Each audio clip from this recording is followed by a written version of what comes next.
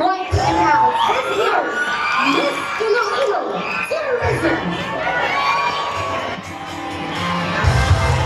To present the award is Mr. Joseph De Rosario and Mr. Wallace Marine.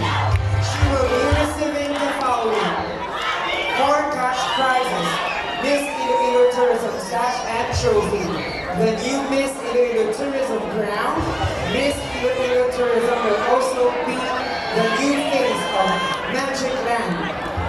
ISA gift certificate, a bouquet, courtesy of I Like It Event Plus, gift certificate from the mansion, and other exciting prizes.